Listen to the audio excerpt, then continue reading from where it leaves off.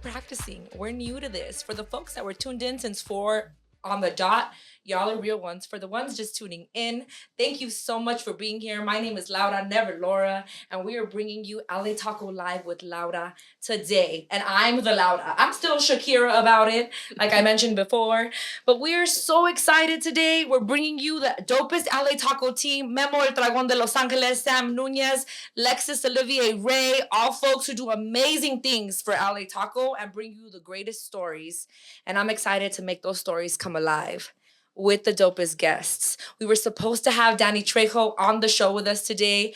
He rescheduled. He's booked and busy. Okay, we get it. But the second guest we have that's now joining us to start, also legendary, trailblazer, Chicana, body yaddy yaddy, skating queen, podcasting extraordinaire. We have Mala Munoz in the building with us, y'all. Hey guys, thank you for having me. Thank you, LA Taco, and thank you, Laura. Of course, girl. I can't even tell you how excited I am to have you. I'm like low-key fangirling. Me están sudando las chichis. So, I want to start off by just asking if you want to tell us about yourself. So, here at LA Taco, you know, you have your run-of-the-mill CNN, you have your run-of-the-mill, news site. We're not doing that. We want to know the people below all that bullshit. Okay, so we want to know, tell us about yourself. What's on your dating app profile? Oh, God. What are you up to these days? We're going to get into all of it. I know.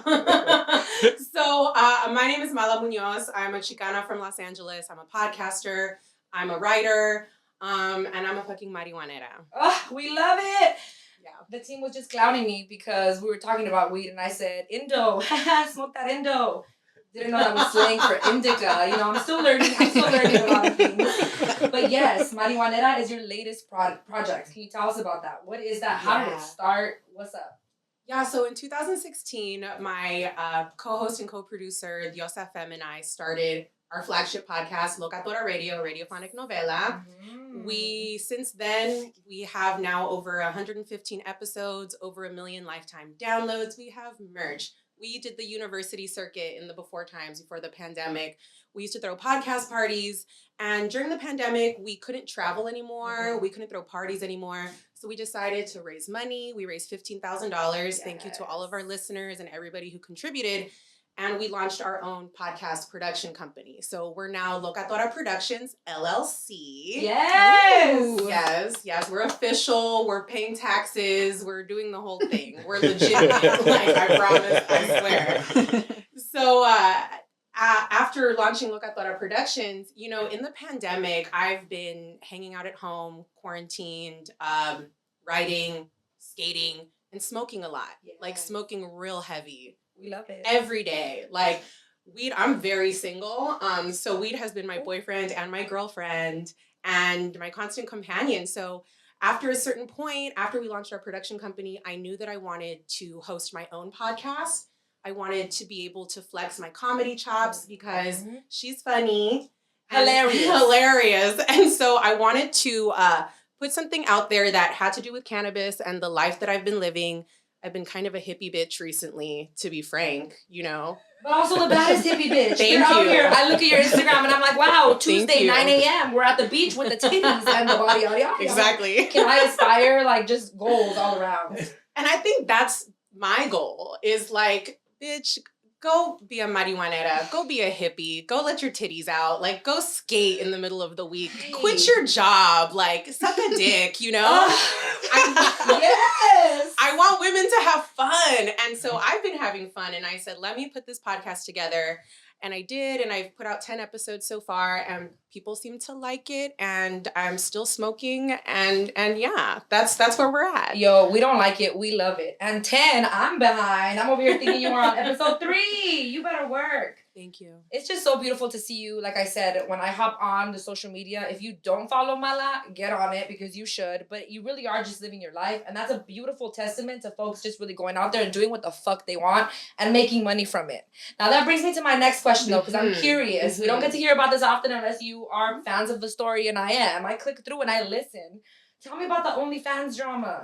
There was some time you were using that to get a little bit of funds, and what happened? So, I'm still on OnlyFans. I'm at Mas Mala. And Laura, you want to get closer to me? Oh, yes, of course. Yeah. So this is an intimate conversation, so let's get into it. We love to be close. We love to have astigmatism and have bad eyesight, but we're working on it. We're doing it. Yeah, I'm still on OnlyFans. I'm at Masmala. But, honestly, I quit my job like early 2020, March 2020. I was teaching at this school for girls in Pasadena. And we had already been podcasting for some time. And I was like, this is only ever going to be a hobby if I treat it like a hobby and if I'm only doing it after school, literally, and on weekends. So I was in a position where I was able to quit.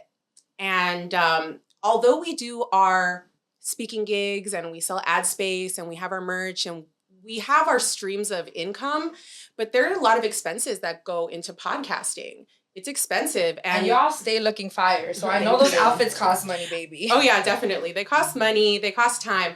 So a lot of our podcasting gigs, that money goes directly into production costs, into paying our audio editor, into paying for the subscriptions and the hosting fees that we have, buying outfits and hair and makeup. All of it costs money. So when we have our gigs, we're not like pocketing money. So I'm like, I need to figure something out right now. I need to figure something out because I need to pay my bills.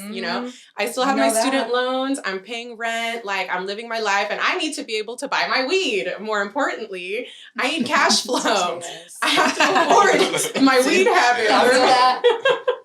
It's got inflation. Yeah, for sure. It all adds up. And so I'm like, I have these fools in my fucking DMs anyways, bothering me. Let's charge them. We're ready for photos. Yeah, wanting to chat me up. And so I had seen a lot of the OnlyFans girls just fucking killing it, making $10,000 a month, what have you.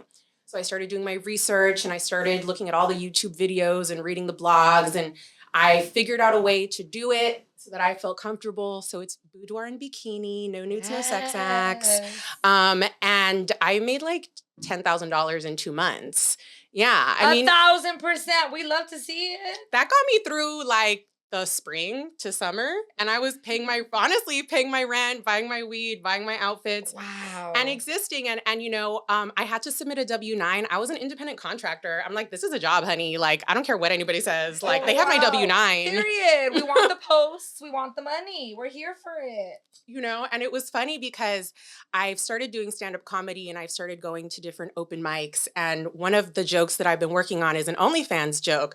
And it's kind of like, when I think about it, I was doing I still am, a public service and a public good, like for first responders and for like, the folks that are saving COVID patients and saving lives. And I figured this out because I was posting like my twerking vids and like twerking on roller skates or whatever.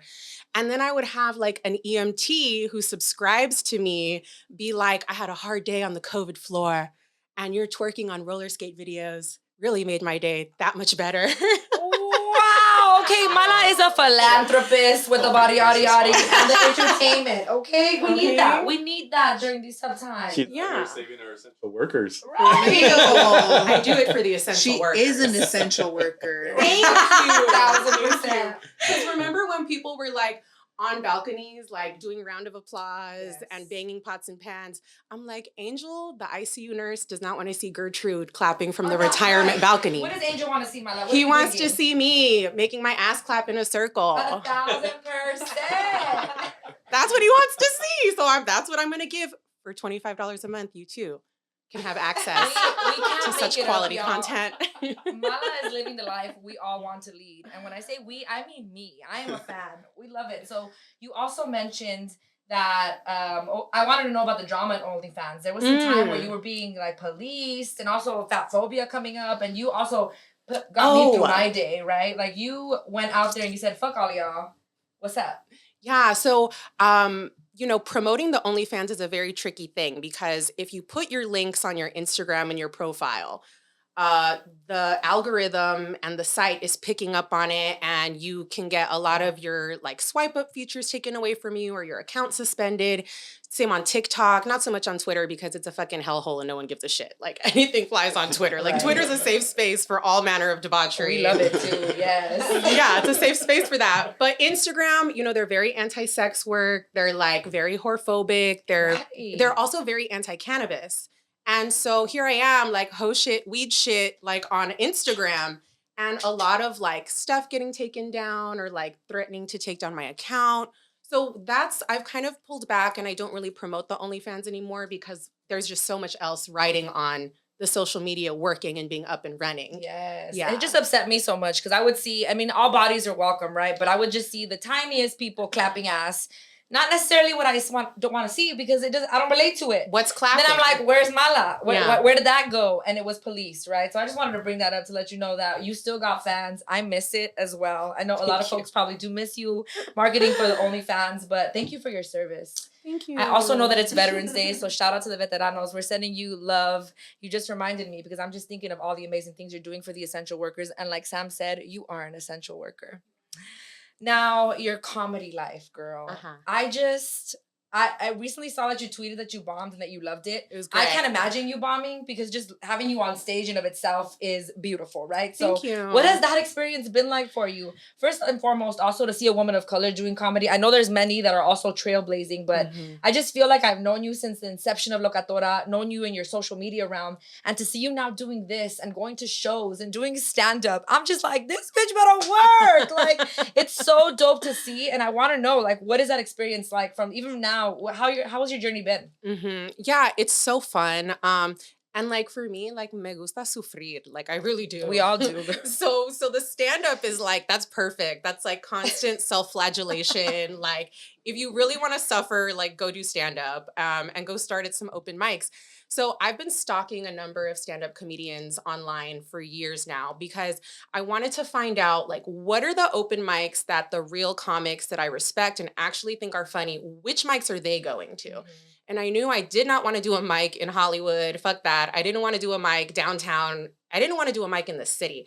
But I saw that there were a ton of comedians and women comedians that I really like who had gone through the Chatterbox in Covina. I grew up in the San Gabriel Valley. And if there's anything I know, it's Mexicans from the SGV. Like, I can handle you fuckers. I know what you fools are about.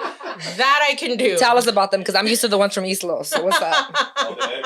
The Edgar. There are some Edgars, but there's also just a bunch of fucking pochos, you know? There's a ton of pochos out there, and those are my people. I'm the il pocha, and I'm like, I can deal with you fools. So I've been going out to the Chatterbox. I've gone to a couple different mics, like in Burbank. I've met some cool comics who have, like, invited me to go with them to different open mics, and I'm just trying it out. When I started the Marihuanera podcast, that was also a way for me to like test out my comedy writing and my jokes. And I was like, if people respond well to these jokes and they tell me that they think it's funny and they're laughing and they like it, I know that this will probably translate to the stage because I'm better in person. Wow, a proactive queen. We're here for it. Strategy. We love it. Yes, yes. I'm over here monopolizing the conversation, and I know some of our LA Taco fam also had some questions. So, folks, we have Mala in the business, in the room. What's up? You have any questions for her? Let's get into the weeds a bit. Yeah. Lex was like, let's get into I said, let's take it to the experts. I want to know like what strains you like, what you're smoking now, like what do you like?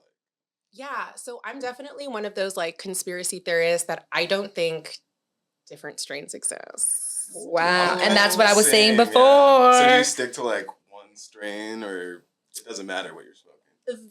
I smoke weed the way that I drink beer. What's the highest THC content? What's the highest alcohol content? Like, honestly, that's how I choose. And when it comes to cannabis too, like I tend to choose sativas, even though I smoke indicas and sativas, and I feel like the plant is just different. I don't know that they're actually different items, you know? I think that they're just existing on a spectrum of whatever the chemicals are, and that plant and however it's been cultivated and genetically engineered, that's how it smokes. Like my very unscientific, unsophisticated explanation, right? I feel you, because when you said highest THC, a bitch will be out here naked on the street corner if I ask for that at the dispensary. But I know these folks smoke mad weed. What were you saying earlier, Memo? Indica in the sheets and sativa in the street. Exactly. That is Memo style. It's daytime, it's sativa, you know, and if it's nighttime, it's indica. Okay. But when I'm in bed, when I'm at home, maybe watch some Netflix or something. Yeah. We're here for it. When the pandemic first started and all the celebrities were having those concerts, I forget the Versus concerts, I bought a sativa pen and I think I was watching Jill Scott and sativa really put me on one. I said, wow, am I in a nightclub at 10 p.m.? Are the bops bopping? We're here for it. That's beautiful. So weed, I want to bring it back to my question about marijuanera. It is popular. I see you at these podcast parties too, just rocking everybody's world. So like people are showing up to smoke, to laugh, to enjoy good food, to just be in a beautiful community. But I'm curious to know about the family side. There is a lot of stigma about marijuana. When I go to Mexico, my mom tells me, don't get deported. Girl, I'm a citizen. Like, what? She tells me, like, don't get caught up with people. Like, it's a lot of fear, right, that exists in a lot of different communities. But I know for sure, being Mexican-American, my mom is tripping about it sometimes still. So what is the stigma? What have reactions been from your family? I am a fan of your grandmother, Nacha. Nacha. Yes, I love Nacha. when you post Nacha on social media. So what are their thoughts and what has the response been from folks? Ooh, oh my God. My mom hates it so much. She hates it. And me and my brother, he's younger than me. He's my smoking buddy. So when I visit my parents, we go upstairs and we take our alone time and we smoke. And when my mom like catches us, and we're both in our 20s, I'm in the deep end of my 20s, the very deep end of my 20s. He's a few years younger, but she like catches us still. And she's like, I wish you would stop doing that. And I'm like, no. Right. Like, girl, let us live. Let us live. Let us live. But also, you know, my dad was hospitalized a few years ago and he was like in the hospital for like 3 months. It was super horrible. And when he was in the hospital here at Huntington in Pasadena, Okay, I would like go visit him after work. And he like was not getting enough pain medication. Like he was in so much pain. And I had my pen on me. And I was like, look, mom and dad, like dad is in pain. These nurses are not going to give him more. And I don't even know that we want him to have more morphine or whatever the narcotic is, but he can hit my pen. And this is like 80%. Like this is going to Mala comes to the rescue again. And, you know, my dad has been sober since before he met my mom. And so I've never known my dad to have a drink or to do drugs. He came home every day just like the like OG, just Mexican dad, and like coached our teams and like worked his whole life and like never took vacations unless he took us on a vacation. Yes. And so, you know, I was like, this is one of those moments where he's been staying away from the stuff, like to be family man. But I think this is the time. This is a full circle, like, let's go. So he hits the pen and he hits it again and he hits it again. And he felt amazing. And he felt so good. And he's in his scrubs in the hospital room, like, and my mom is like looking out to make sure the nurses don't come. And we're like getting rid of the vapor. Wow. Vaping in the hospital. Yo, when you need to do it, you need to do it. And I was like, Dad, I'm so glad I finally got to smoke you out. Kind of, right? I supplied the weed and I'm in the hospital and I'm so excited. And he's feeling better. We love that. And when he got discharged and he was at home, he was using edibles. You know, he was using edibles and it helped him in his recovery process. So that experience, I think, helped my mom to like not be so like hard on me, like with the cannabis use, because she saw that, and the only thing that mattered in that moment was that like dad was comfortable and that dad could recover. Right. And if this was helping. And it worked wonders, it seems. How's your dad doing now? Oh, he's good. He's chilling. We love it. Can I tell you something? Can I tell you some Please. gossip? Oh my God, I'm crying. My dad is so funny. So my dad is like an OG Chicano from Bakersfield. He was born in 1952. He worked in the fields. Like he's hardcore. He worked for the railroad. He has like a big old scar on his neck. My dad is cool. And he's a big fan of Danny Trejo. Big fan of Danny Trejo. But when I told my dad, like, oh, Danny's probably going to be here, like, ta-ta-ta. And my dad's like, doesn't he have that restaurant on La Brea? I'm like, yeah, Trejo's Tacos. He's like, yeah, it's a little too vegetarian for me. It's a little too hippie for me. The disrespect. Your dad likes the carne. He likes the meat. Okay. He's like, Trejo's Tacos, a little too hippie for me. A little too veg for me. Oh, my gosh. Like smoke him out and take him to go eat after he has the munchies. Right. I know. I'm like, that is so funny. The burrito, 3 tacos. Yes. I was screaming. I'm like, I think they have meat options. They do. They do. They definitely do. Yeah, Yes. good meat too, yeah. A variety. A variety. So next time you smoke them out, take them down to Dreo's Tacos. I'm going to have to. I would love for them to meet because I feel like it would be like a short king moment, like in the history of the world, like two very strong short kings, just like a meeting of the minds. It would be beautiful. I feel the same way about my dad. I'm like, what would it look like? I feel like my worlds would implode just seeing them standing in the same room. That is so funny. So talking about cities, you talk about visiting your parents and you repped Bakersfield or you shouted out Bakersfield. What city are you repping in Los Angeles? Yeah. So I actually live with my grandma Nacha. And I talk about living with my grandma Nacha because so many of our podcast listeners and followers fucking live at home with their families. Latinos, people of color, like stay home. Not all the time, but in my family, at least, my parents are very much like, if you leave us, we'll be devastated, you know? And are you going to be okay? And is Primer Impacto going to be featuring you next week? It's a lot. It's a lot. They're like, never leave us. You never have to leave. You can stay forever. But so I've been living with my grandma and she lives in Harvard Heights. Okay. And she's been in that neighborhood for like 65 years. When my grandma first came to LA, she was 16. And what she has shared is like LA, the city hall was like the tallest building. Wow. Like when she got to LA. So she's been, she's been here for longer. She left Mexico when she was like 16. So she was in Brawley and then she stayed in LA. And I am in the house where my mother was raised and where her siblings were raised. And she would walk to school from her house her whole life. That's so beautiful. So we're like in the neighborhood. And I love it. It's where I've built Locatora alongside Diosa. It's where Marihuanera has been created. All my writing, like anything I've done post-college as an adult has been in the studio apartment above my grandma Nacha's garage. Like that's where it's all happened and all been done. That is so beautiful. And I'm not even familiar with Harvard Heights. What is it neighboring? I'm a fake one from Los Angeles.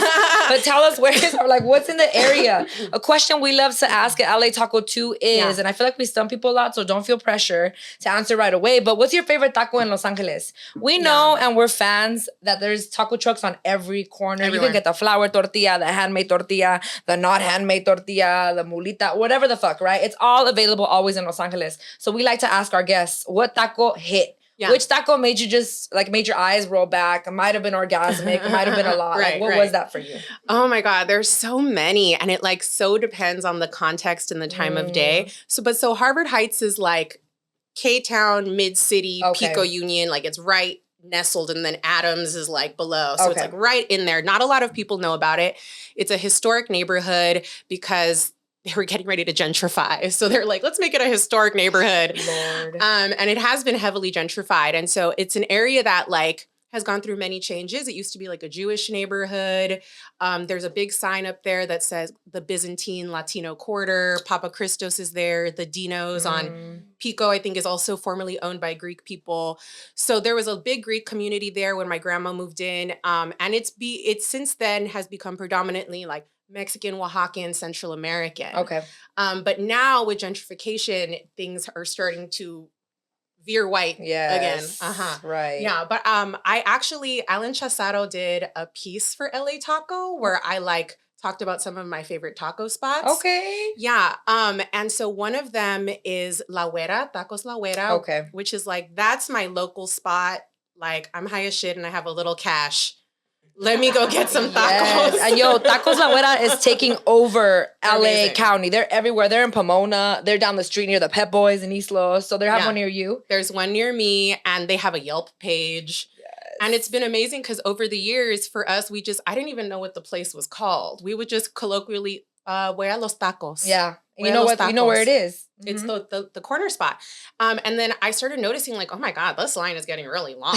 Like, and there are all kinds of randos that are like, you don't live around here. Yeah. And then I spoke to this one guy because he was so cute. And I'm like, we love cute taqueros. Yeah. This one guy was in line at Tacos La Huera. And I'm like, where did you come from? I've never seen you before. You are too tall to live in this neighborhood, first of all. Like literally we're small people. Yeah. And so we are.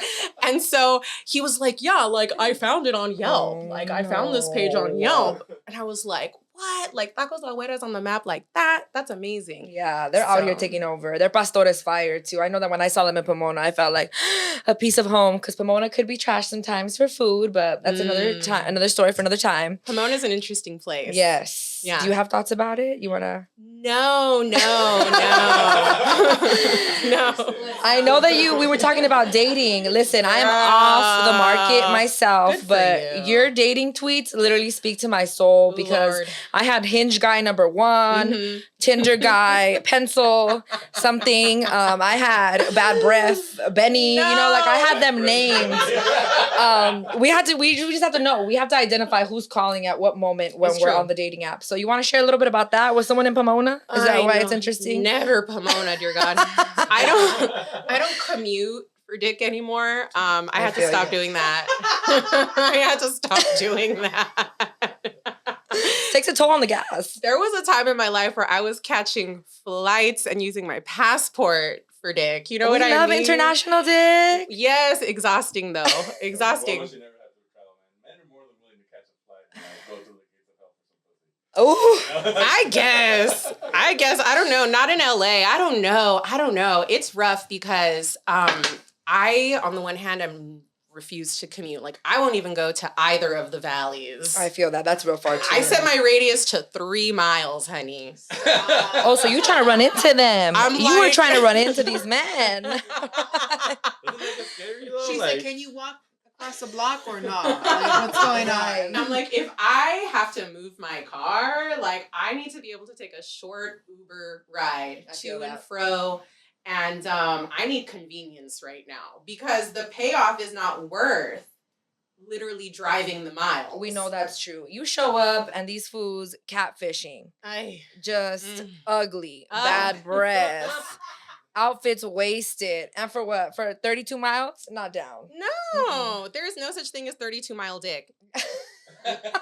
Not now. I mean, 26 miles maybe. 25 Shout out to you, baby. Just kidding.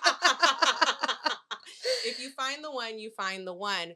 But I'm not really trying to find the one right now. I feel you. Okay. Like, I complain a lot on Twitter and in life and on my podcast and to anybody who will listen about dating and how awful it is. But then I'm like face to face with someone like on a date and they like are asking me questions about my life. And I'm like, do I even want this?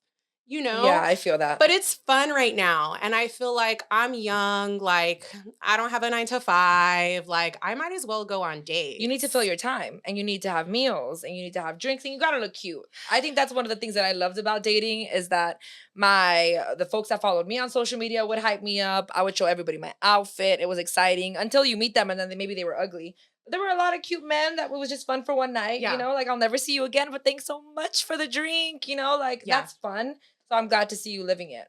100%. And you gotta know what you want. Because that was my biggest motherfucking pet peeve. There's people on here like, I don't know what I'm looking for, which is also a status. But if you out here just being a fuck boy, it's frustrating. If you out here fucking around, say it. Because we're here for it. Shout out to all the men that were like, I'm just here to fuck.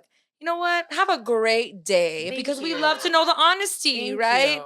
I mean, then you had the men that wanted to introduce you to mom right away. And it was like, know. baby, Not I mom. never want you to meet my mom, you know? So I feel you. It's a variety out there, and it's beautiful to see you saying you're not sure exactly, but you're having fun. And Yeah. fun is the objective many times. I think it should be, especially when, like, look, inflation, plague.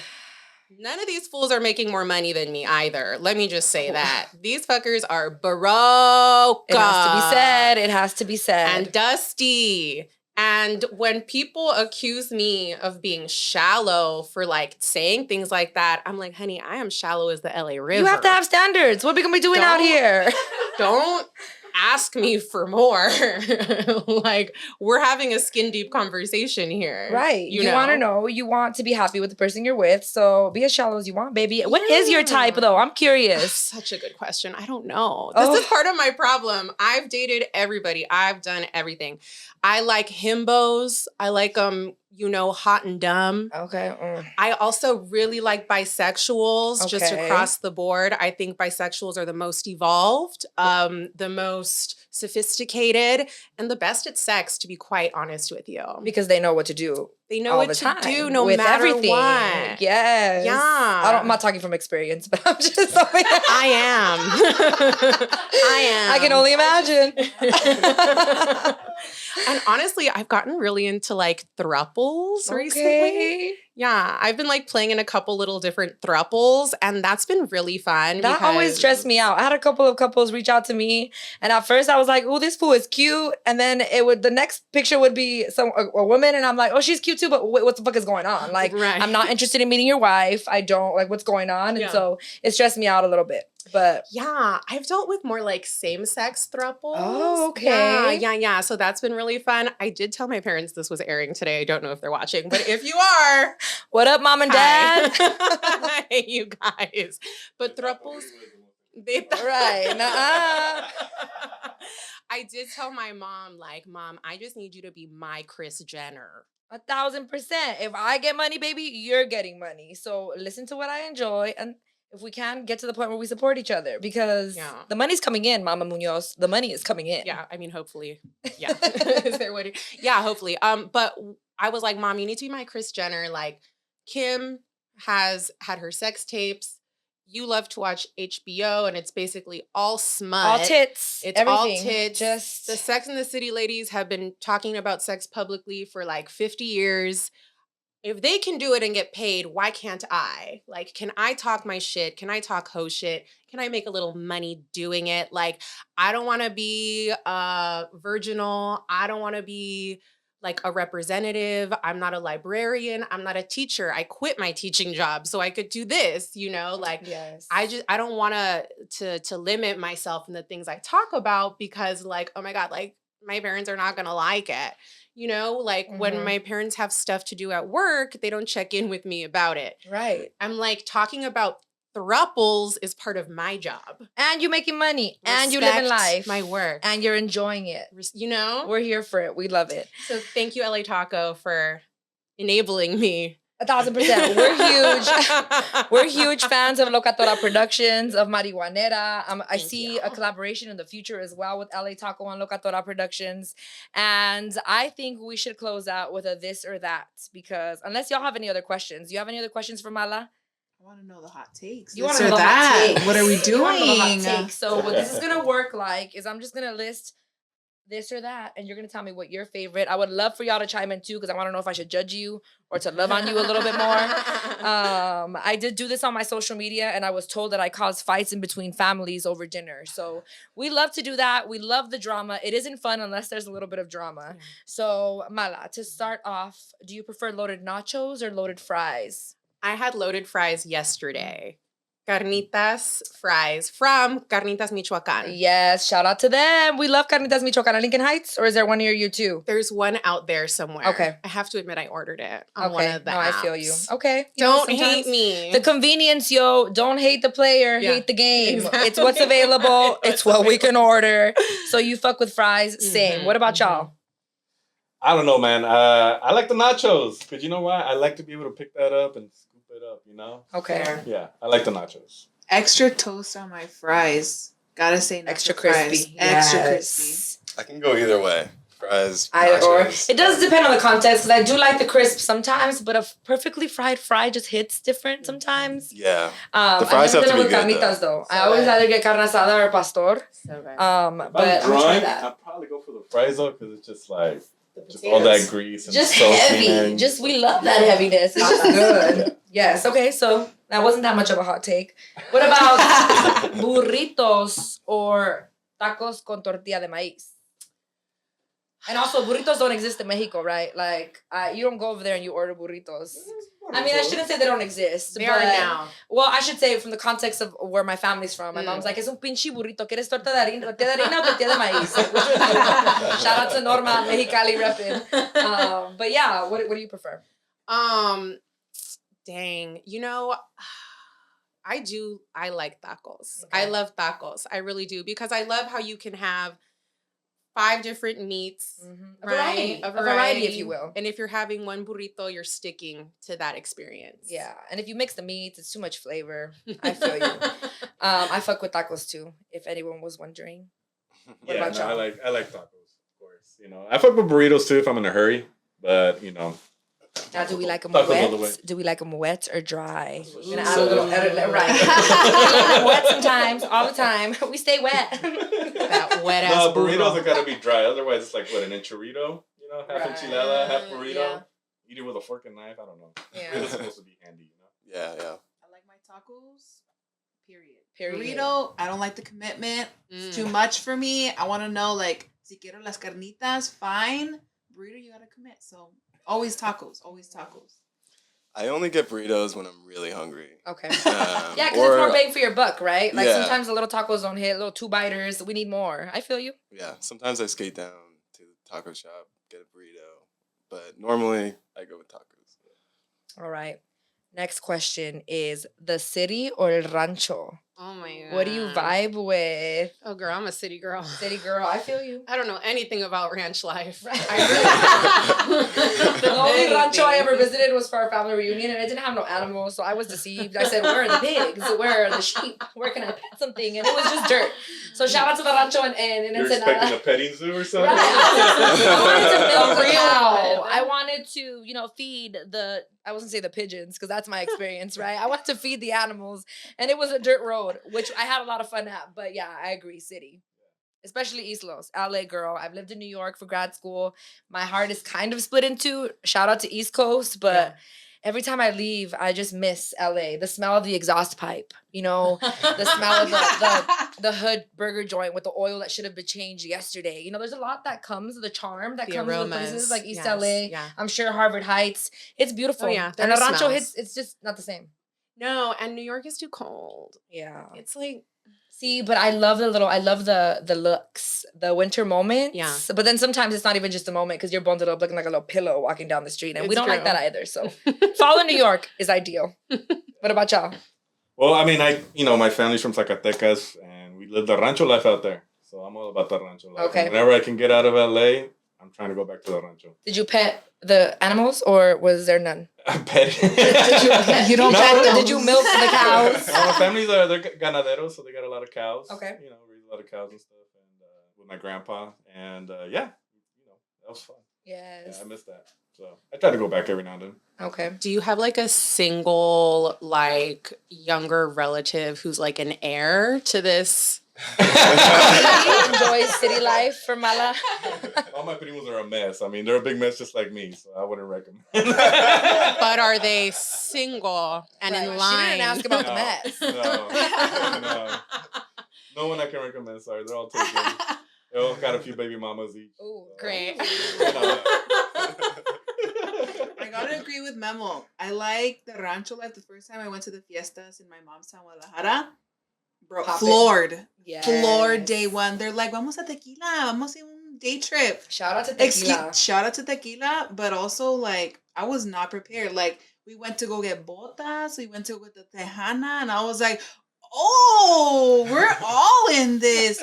Great change of pace. The ganado too. Like you don't know if you're eating it later, so you don't want to pet that. Like keep it at a distance, Give it a Like I name. feel you that. don't name them. You're like I would "Ah, definitely be like, mija, te estás comiendo el Pablito. I would like fucking shrivel into a ball and die as a kid, probably. Yeah, so gotta say rancho life when I can get away. Okay. Bomb. Lex, it's up to you. What's up? I love LA. You love LA. Okay. And I know you're East Coast repping too, right? So that means a lot to say you love LA. Yeah, I lived in New York for like 8 years, but I feel like this is the place for me. Okay. We love it. So we're kind of split in half a little bit. So for the final one, I wanted to ask, my favorite season just passed, which is spooky time. A bitch is spooky. A bitch loves it all. But we also have Mariah Carey on repeat coming. So the last one is, do you prefer spooky ookie ookie time or do you want Mariah Carey on repeat? Oh my god, it's so hard because I want like a spooky Mariah. I feel that. My house is half Halloween, half No, Christmas once no, the summer hits. no. Yeah, I want she's gonna spooky hit that. No, we already high have pitch. 2 months of We love to Mariah. You blend can't the make roll. it 3. No. I've had enough Mariah. I would like to extend Mariah's season Okay, I'm here for it. retroactively. I love it. That song is on repeat already in my house, even though I am a big fan of spooky time. So I feel you. I would love to blend the worlds too. What about y'all? Thank you. I already said my piece. Nope. I have an uncle who's like, oh my, and we're like, what's going on? What's happening? He's like, it's November. You know what that means? And I'm like, No nut. No, I No. don't. Stop. Bite your tongue. But he's like, it's the girl who screams. And we're like, what? I'm done. Mariah Carey. He's like, all she does is scream. It's the girl that screams. And what's crazy is his wife loves she's like, Mariah, yes, queen. And he's like, oh my God, it's a girl who screams. But I'm a fan of her. Like, play that girl in October. Like, and the last week, like, let's just migrate her in. Yes.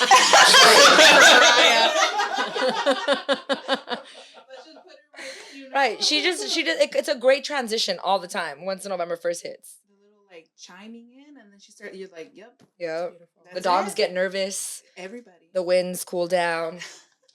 Lex. I can't remember the last time I dressed up for Halloween. Into it, sorry to say. Tragic.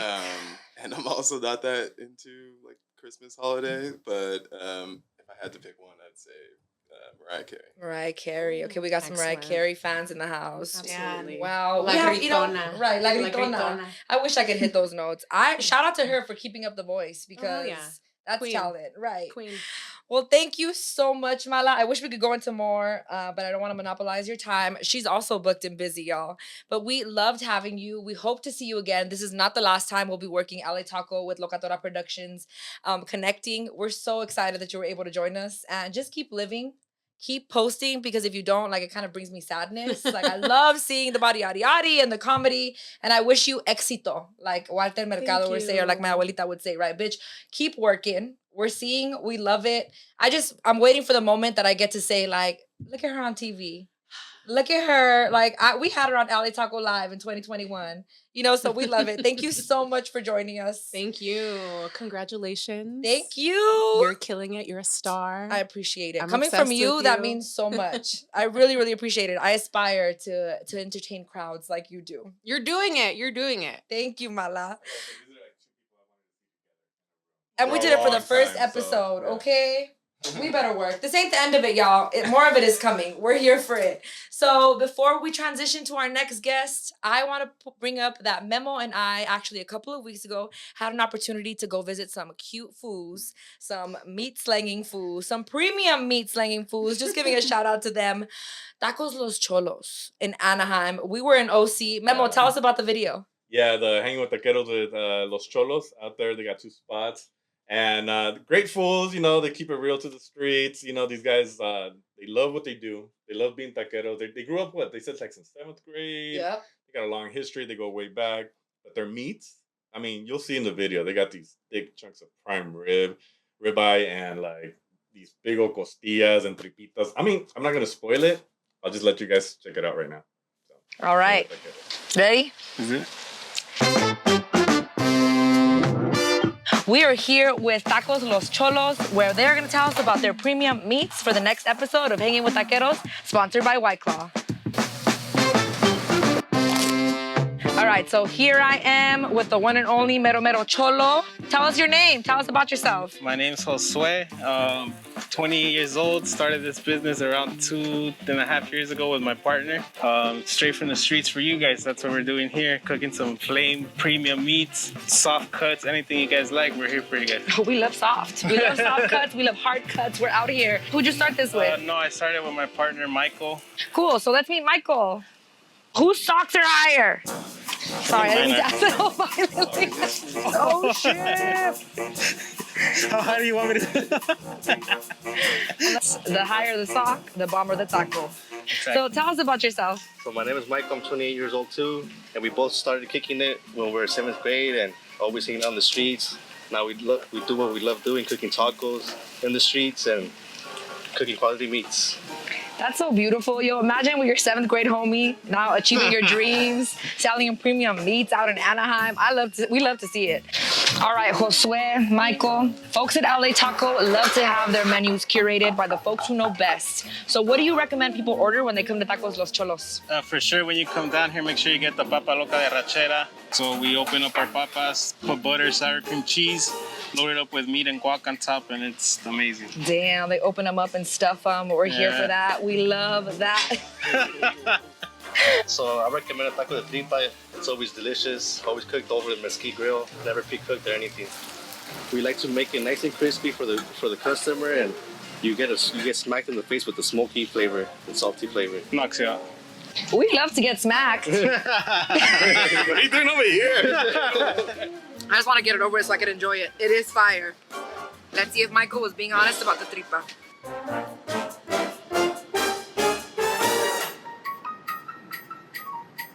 Pa' chuparse los dedos.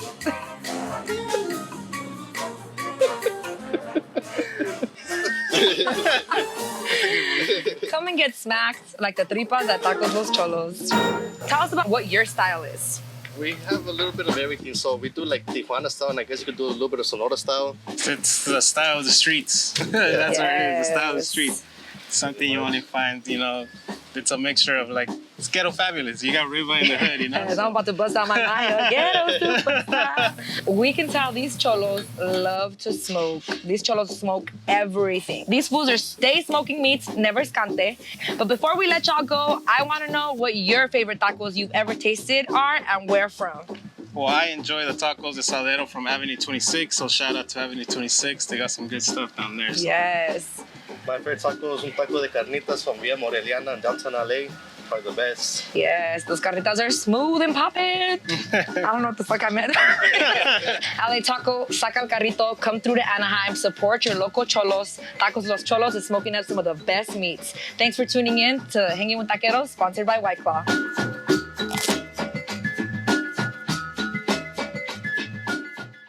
So we're gonna get into news, Laura. We're gonna talk about a lot Yes. happened on Monday. Monday was popping. For people, COVID, Rona, our girl, all that stuff. She's around. She's happening. She's popping. But Monday, everyone was shocked. Everyone is like not shocked. I don't want to say shocked, but everyone, the mandate's here. If you're vaccinated, you need a vaccination proof to go indoors, to go to different events. If there's 5,000 more people or whatever, you need to have proof of vaccination or Yes. a COVID test. Amusement parks, restaurants, all that stuff. So there's a lot of people who are like, I already got my vaccination, I'm good, or they're in process. But there's a lot of people, just common folk like us, but there's also law enforcement, first responders that are not on that bandwagon. So, we have 78% of LAPD officers have started or are already fully vaccinated. So 78, not 100. They started. We're looking at what's going on, but Lex, tell us more about stats and what's going on with our law enforcement. Yeah, it's really a tale of two different approaches to these mandates. As you mentioned, LAPD, they have a vaccination rate of about 78%, partially vaccinated. But on the other hand, the sheriff's department, only about half of their employees have been vaccinated. Right. And there's been a lot of pushback from Sheriff Villanueva, as we all know. The cowboy. Yeah. Lead cowboy? With a Stetson hat. Yeah. He makes a big deal out of a lot of things, but he's been making a big deal out of these vaccine mandates, alleging that we'll see a mass exodus of employees, due to the mandates. He's definitely, trying to alarm a fire that isn't there. And Yeah, we see that in New York as well, right? There was an example in New York that they were also saying that the police force was going to quit, and that didn't really happen, right?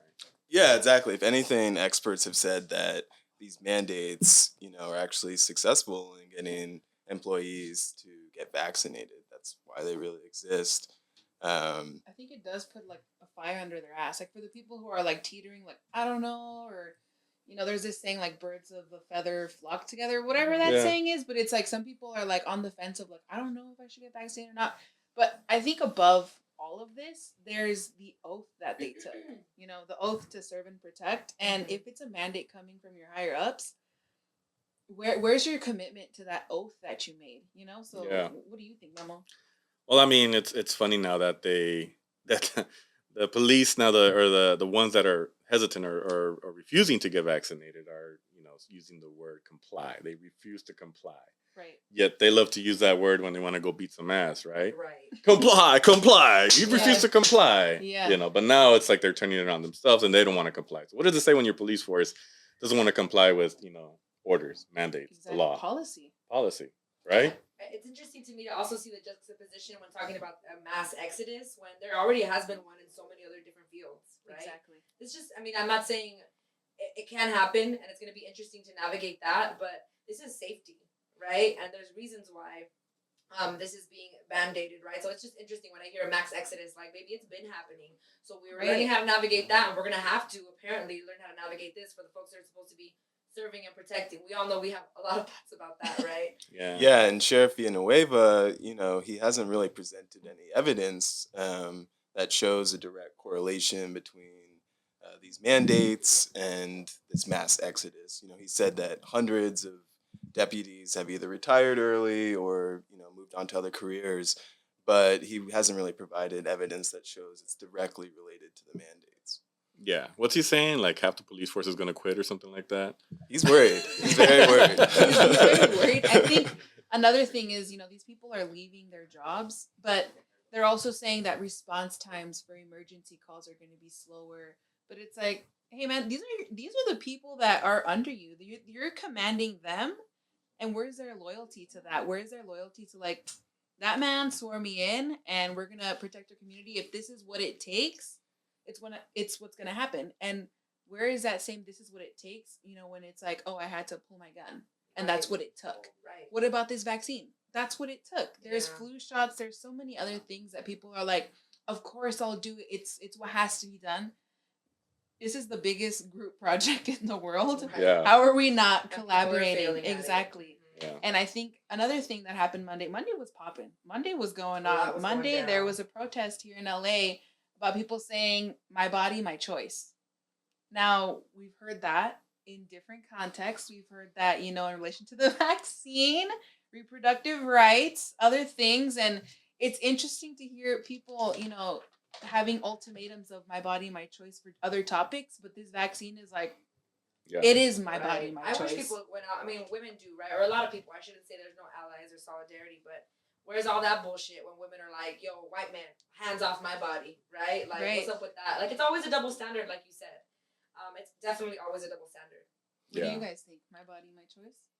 I mean, when it comes to tacos, always, right? Yes. Always. Will I have the third one? Yes. I mean, I mean, it's. I think the issue, the mandates, right? The vaccines, it's bringing a lot into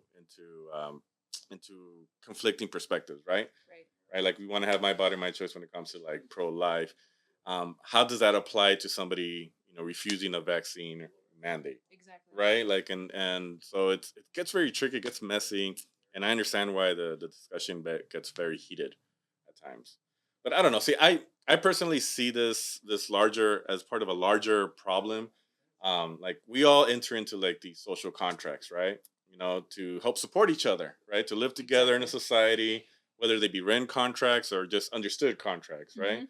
Whether it be like, we're all going to have public works projects and public works to help us out and have sanitation, electricity, power. We're all going to function a certain way. We're all going to have these laws and these mandates and agree to them. But then what you're seeing is you're having this other side of the argument where rugged freedom is being touted, right? Right. No, this is your individual rights. So this rugged individualism is now taking over this narrative, which is breaking all these social contracts. And now you have okay, well, my body, my freedom, my individual rights, I can put whatever I want into my body or not, versus, well, we live in a society, we have to look out for each other. What about the person that can't get the vaccines? Like we're in a pandemic, this is the global effort, we need a new social contract. And then to bring these people on board. And so the other side of the argument, having, calling it discrimination, right? Right. Like this is my right, we respect your rights. It gets really messy, and those arguments are winning over a lot of people. You start seeing people like that you think were smart, right? I went to school with Aaron Rodgers, the NFL quarterback. He recently made headlines for saying he's treating himself with ivermectin, right? That, Oh, God. yeah, the horse People are dewormer. galloping and the hair is looking good. The I mountain guess if doors you're are out a here. football The player. mountain Yeah. doors. BoJack Horseman looking Yeah. fools. But you see these people that are like relatively respective and have previously made like very intellectual comments, commentary on social issues. Now all of a sudden turn to ivermectin and Joe Rogan and that kind of shit. And you're just like, okay, well, who else can be convinced on these? And like, and it makes people doubt you, doubt your own beliefs or, like credibility. Right. And so it's like, this is where we're at as a society, Yeah. and it's becoming a mess. And it's like, we all need to get together. We all need to sit down and cut the bullshit. Like, we need a new social contract, and people need to realize that we all need to do this for each other, not just for ourselves. Yeah, that rally looked a mess. Yeah. I was sharing, like, I just felt like there needed to be therapists there up and down because there was just all kind of, like, one fool was there from the insurrection, I heard, allegedly. There was a man who was facing charges for being in the insurrection. There were some people who were just saying they're not against the vaccine, but they're against the mandate. There were some people who were probably just there drinking Mountain Dew and being like, yeah, like O'Doyle rules, like all that bullshit. So yeah, it's saddening, but I like to respect people when they come with like, when we can have a conversation about, fears, like, don't get me wrong. When I got it, I might still be waiting for the third nipple to come out my back. Just kidding. I'm all for science and I'm all for keeping our community healthy, but it is scary because there's reasons why we don't trust, institutions like medical institutions. They also do us dirty, right? Right. A lot of people of color as well. So I agree. It's saddening to know that people are still dying and that we're seeing that a lot of experts say that the vaccine works. And that our bodies are different too. Like me using a pill can be different than someone else using a pill. It might have different reactions, which is happening with the vaccine when some people have negative reactions to it, right? But then those stories run wild on TikTok and for the Joe Roganers. And next thing you know, everyone's saying they're going to lose all feeling in their left nipple and it's going to be a lot. So it's just frustrating, but it's a lot. And it's an eclectic bunch that we saw. Like people were reporting on Monday that it wasn't just, the people who are like extreme about the vaccine. It's not just people who are like, I believe in science, I'm going to wait for science. It's our law enforcement. Yeah. It's people who are first responders. And it's crazy to see, there's pictures from that march and that protest that it's like a firefighter with a helmet. Now, we don't know if it's a firefighter. We don't know if they're actually police officers. Allegedly, they are. But we don't know. And it's kind of disheartening to know, like, someone who can come help you in a car accident or, like, whatever your 911 call, they may not be vaccinated. They may be putting you in harm trying to help you. And it's interesting because, COVID is the number one killer of law enforcement for the last 2 years. Wow. Right? So at least 15 sheriffs have died from COVID. Oh, wow. 11 LAPD officers. And in the case of LAPD, a lot of the people that died were people of color. So it's just interesting that, they are fighting against these mandates when it's actually, they're trying to protect the officers. Right. I mean, and it's not all our law enforcement. It's not all our LAPD or whatever, our first responders. But I think for the people that are kind of hesitant, it's just, how are you going to help? And another thing about this is that on December 18th, if they don't show that they are partially vaccinated or getting that process started, they have to pay for their own COVID tests. So again, we're talking about, motivating and like your oath and this, like your onus to the community that you serve. You're going to have to pay for it. So like, what's going on? Like, do we think it's fine? Do we think people who work in law enforcement should be paying for their COVID tests? Well, 1,000%. Oh, go ahead, Memo. Yeah, no, I just heard that somewhere, I think it was Singapore or something like that, said like, okay, if you don't want to get the vaccine, that's fine, but you're paying for all your medical costs. Like, Jesus. we ain't paying for shit. I don't even know how much that costs. Yeah, I don't know. Here, we'd be fucked. I might as well just die. Right. You low-key might, right? The already high. Yeah. With the COVID test. Yeah, I was just going to say, too, when people say, like, my body, my choice, they have this option, which is such a trip to me. Like, I'm out here concerned when I see shit happening in Texas about abortion laws and, like, God forbid something happen or, like, a pregnancy killing women, right? Like, so many reasons why women decide to terminate a pregnancy, which is their fucking business, first and foremost. But there's no option. It's like the laws say it. The white men decide this, right? The religion decides this. But you have a motherfucking choice to pay for a test weekly, bro. And low-key, curative is free, baby. Okay? I've never paid for a test. I know they've asked me if I have insurance and I enter it, but it's frustrating to see that there's actually options and they're still with this rhetoric, this like twisted ass rhetoric about freedom. Like you also have the freedom to pay. And if that's going to be what it's going to be, like, I don't have any more grandparents, but if I did, it would be even more disheartening. And I mean, it still is because I care about community and I care about my family, folks, grandparents in general. And that's what pisses me off. I'm like, y'all got all the money for all this bullshit. Most of the people who are at the insurrection, well, I mean, We saw the Animaniac girl. I don't want to assume that they're all wealthy.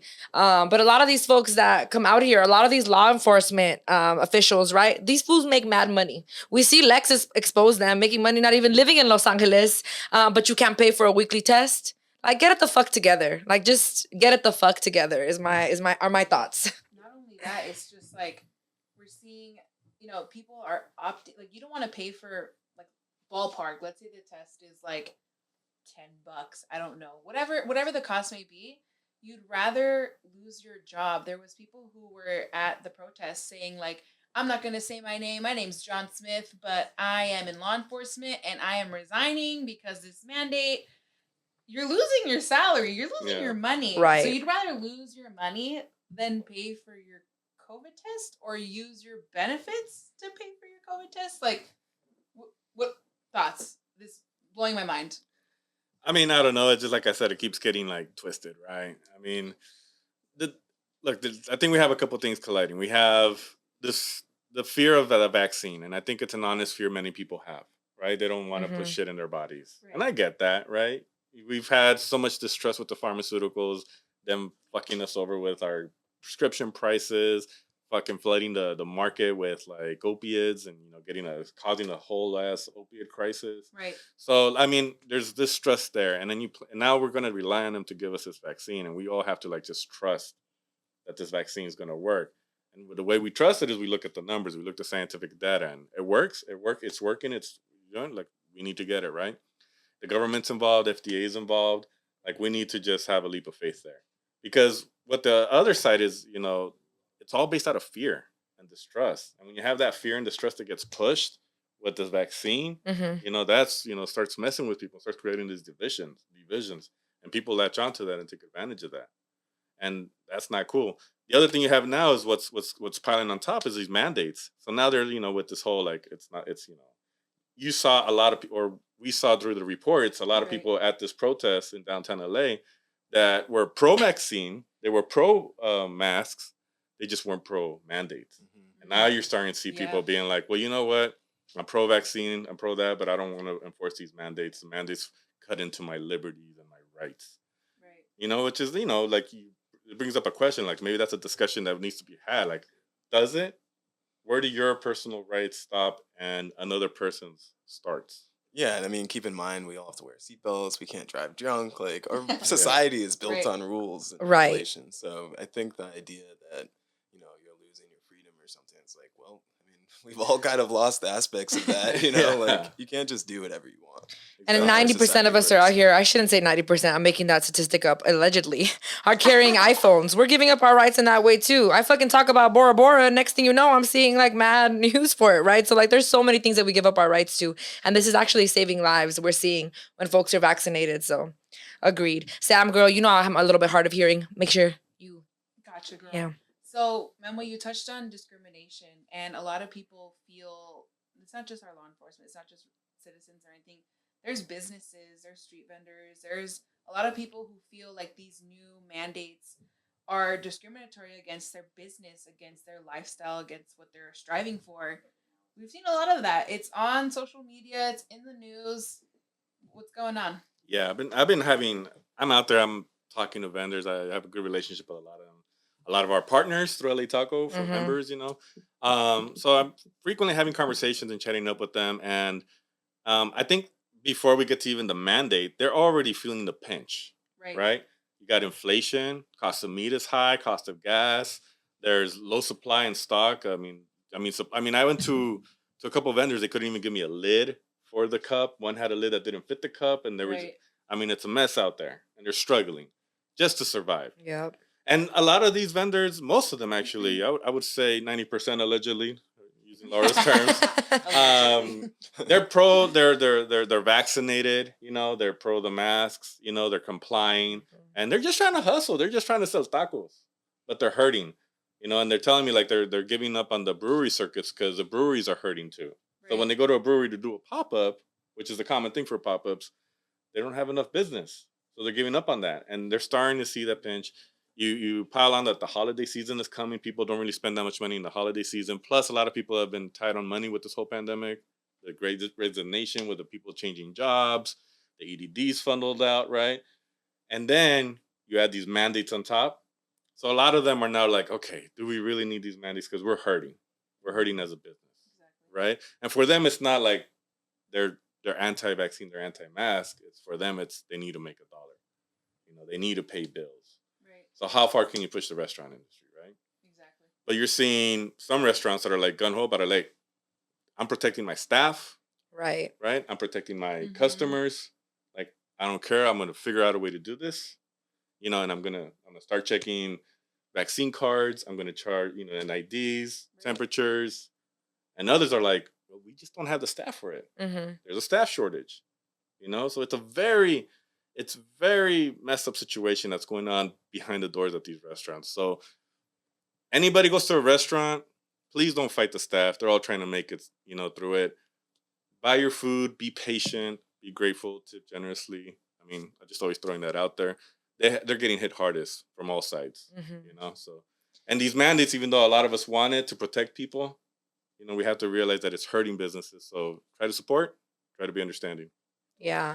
And one thing they got to watch out for too is I know that it's going to start being enforced on November 29th. So right now the mandate has gone out, but it's going to start being enforced on November 29th. And folks are going to be fined if they're found not checking vaccination cards, not checking status. So that's another thing to worry about. Lex, can you tell us exactly what these mandates are? Because I think a lot of people are also confused, right? A lot of people are like, already coming into places with chips on their shoulders. You're in outdoor space and you're upset, baby. You don't need masks for that. What should we know? What are the go-to tips or what's in the know about the mandate? Yeah, I almost feel like vaccine mandate is kind of the wrong word. It's almost more like prove that you don't have COVID. So you can obviously show that you're vaccinated, but you can also show a negative COVID test because we know that not everybody can get vaccinated. Some people have medical conditions or strongly held religious beliefs. And then also, if you just want to grab takeout to go, you can go in, grab your food, and leave. I believe you can eat outdoors as well. So I feel like people hear vaccine mandate, like the word mandate is what is really tripping people up. So encourage people to look at, the language of this mandate and, make adjustments. Yeah, definitely. Thanks, Lex. Yep. I was just at a restaurant yesterday and I've been going for years. It's a small Chinese spot on Sepulveda up in San Fernando. And they were actually at the door like, do you have a negative COVID test? Do you have a vaccine? Like, what do you have? Do you want to eat inside? And like, that's the first time that I was like scrambling, like, like, what am I doing? Like, I don't have my vaccine card on me because I don't like carrying. It's like the social security, you put it away. Like, you're like, you have it, you took a picture. But I was like, okay, like I have my like QR code, like the California QR code. And it's like, they were like, yeah, we're so sorry. And there was like a line outside and it's like, we're so sorry. But like our staff, like, they're not the youngest people. They're not the healthiest, maybe. Like, we have to protect our people. So, I mean, yeah, like Memo said, looking out for our restaurants and all that stuff and making sure that people are safe and that you're being kind and generous to others that are in a tough spot as well. But speaking of restaurants and food, we have big news in the trompo from our very own Cesar, who is now... Laura, you look like you're itching to talk about it. I want to like crumble into a little ball and die, but then roll back up with glitter and excitement and all kinds of confetti. Because Cesar Hernandez, AKA Fuku Foods. Yes, Fuku Foods. If you follow at Fuku Foods on Instagram, then you know that Cesar is a king at photo taking, food writing, and he's an LA Taco contributor. And he's an OG, right? Quick story about Cesar. He's the one who encouraged me to write for LA Taco. And I know, Memo, you mentioned that he did the same for you. Yeah. Ran into him in front of Sarah's Market. Shout out to Sarah's Market. Started chatting it up. Found out that he was Fuku Foods. And he told me, like, yo, you should pitch.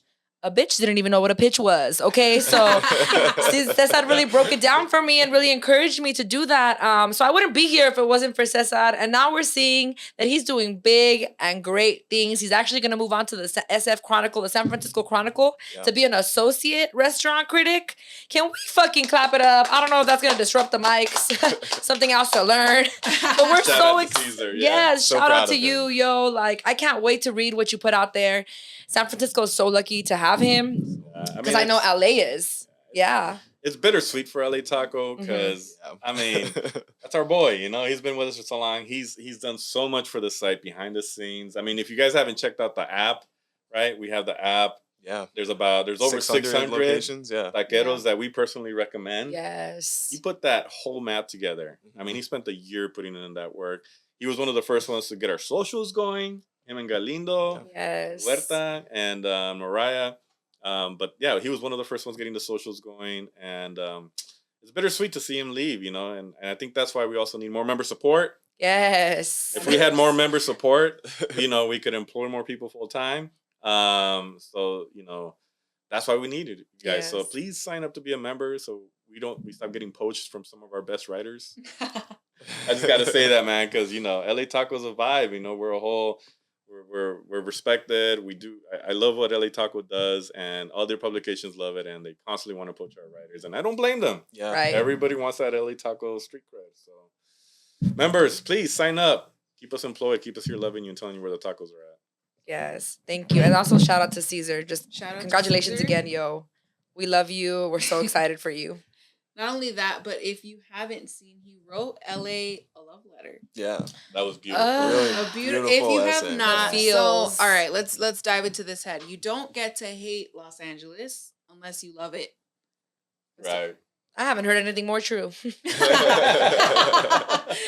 Yeah, it was a very emotional essay. I mean, after I read it, I felt like I was gonna break out into tears, but I was also like smiling for some reason. Yeah. But yeah, like Memo said, it's bittersweet. You know, Caesar's my guy. We've been contributing to LA Taco for a while. Fortunately, he gave me like a little heads up that he was applying, and I'm so excited that he got the job. I was really rooting for him, and I'm sure he'll do great things in San Francisco. But what I really loved about the essay is like, you know, and also the announcement in the SF Chronicle is just how he really embraced his path. Mm-hmm. You know, like a lot of LA Taco writers, it was a non-traditional path to get to where he's at. You know, he worked at McDonald's, he did data entry, and he turned that into a career. So Yeah. really gotta give it up for him. Yep. So beautiful. Yeah. Makes us all believers in ourselves too. You know? Yes. Yeah, and a lot of our past contributors are doing great things. You know, Daniel Hernandez is now food editor at LA Times. Right. Eric Galindo Oh, just announced that he's doing a show for a major network. yes. So it's bittersweet, but it's great to see people move on to you know, equally Yeah. it's good things. But there'll always be taco. You guys will always be LA Taco. Right. Yeah, At least. for sure. He's not leaving the LA Taco fam. He's just expanding. Exactly. Right. Yeah. I think the best news, and just from hearing this, you know, on our Slack channel where it was like, congratulations, I was like, this is so inspiring for us. Like, we're small, we're tiny. And the fact that one of us is like growing up, like he's going to San Francisco, and it's like, it's not LA, but it's like a different uncharted territory.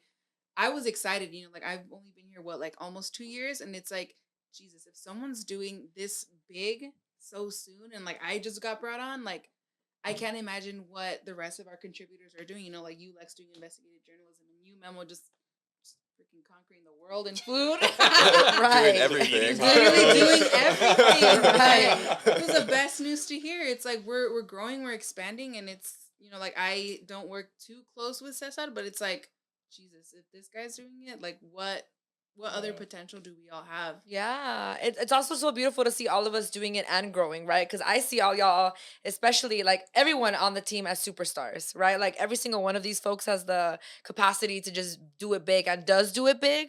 But for it to be people that look like us is what's so, Right. and I'm gonna get emotional, but it's so beautiful to me, like just hearing like his experience and like the Linwood hood, right? It was mine, right? Like growing up, like I used to joke about being a food writer when I was probably 8 years old. And then he was like, yo, you should pitch. Found out what a pitch was. Then Javier Cabral, shout out to you, right? Like the encouragement, and like I think what LA Taco is a hub for creativity. Where we're coming from places where we don't really know if we have it, where we don't know what it means to even have it. Where Right. we're like a lot of these careers, a lot of these fields, nepotism happens, right? The same people over and over, the same stories, the same people telling the stories. And to see Caesar is just like, holy motherfucking shit, yo. Like everything that you've done and everything that you're gonna continue to do, like you said, Sam, like we can all do it. And we're all doing it through LA Taco. Yo, shout out to everyone who's here watching us and like making us come alive. All the members that support us, like you are making this happen. And it wouldn't be possible if it wasn't for the community.